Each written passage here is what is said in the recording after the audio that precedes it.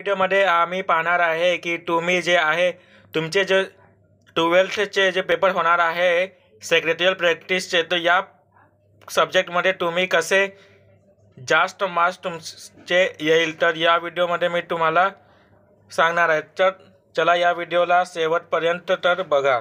तर तुम्ही इकडे पाहू शकता की इकडे जे मी लिहिले आहे 12th SP इम्पॉर्टंट चॅप्टर. या चॅप्टरमध्ये जे आहे या सिलेबसमध्ये कुल जे आहे 12 चॅप्टर आहे आणि या 12 चॅप्टरमध्ये तुम्हाला फक्त 7 सब्जेक्टचे अभ्यास करायचे आहे. आणि जर तुम्ही 7 सब्जेक्टमध्ये जे चॅप्टर आहे 7 या चॅप्टरचा तुम्ही अभ्यास केला तर तुमचे जे आहे 84 मार्क्स येईल. तर असं आहे की जो फर्स्ट चॅप्टर आहे सोर्स ऑफ कॉर्पोरेट फायनान्स, यामध्ये 2 चॅप्टर आहे, फर्स्ट आणि सेकंड. जर तुम्ही 2 चॅप्टर पूर्ण अभ्यास केला तर तुमचे 25 मार्क्स तुमचे कन्फर्म होईल. आणि सेकंड चॅप्टर आहे कॅपिटल रायझिंग. कॅपिटल रायझिंगमध्ये आहे 3 चॅप्टर, थर्ड, फोर्थ, फिफ्थ. हे आहे मोठे जास्त चॅप्टर आहे. या चॅप्टर तुम्हाला अभ्यास करायचे आहे आणि हे 3 चॅप्टर तुम्ही केला तर 35 मार्क्स होईल.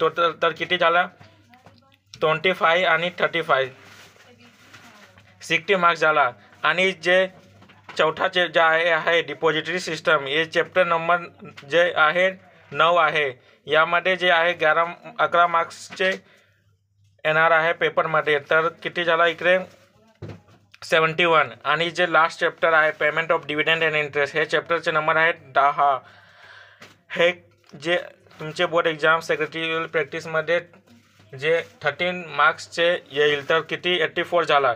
तर तुम्हाला फक्त जे आहे 7 चॅप्टरचे अभ्यास करायचे आहे. आणि तुम्ही 7 चॅप्टरचे अभ्यास केला तर तुम्ही बोर्ड एक्झाममध्ये सेक्रेटरियल प्रॅक्टिसमध्ये तुमचे जे मार्क्स आहे हे 80% जास्तपेक्षा तुमचे मार्क्स येईल. तर तुम्हाला जे आहे 12 चॅप्टरपैकी तुम्हाला फक्त 7 चॅप्टरचे अभ्यास करायचे आहे. हे इम्पॉर्टंट अपडेट मी तुम्हाला दिला. हे जे आहे मी असा व्हिडिओ तुमच्यासाठी बनवलेला. कशासाठी, तुमच्याकडे फक्त 20 दिवस आहे आणि या 20 दिवसमध्ये तुम्ही कसा अभ्यास करू शकता, त्यासाठी मी तुम्हाला असा व्हिडिओ बनवून तुम्हाला असा मी सांगते. तर तुम्हाला फक्त जे आहे 7 सब्जेक्ट तुम्ही करून 84 मार्क्स तुम्हाला येईल. तर तुम्ही हे फॉलो करू शकता. Okay friend, all the best.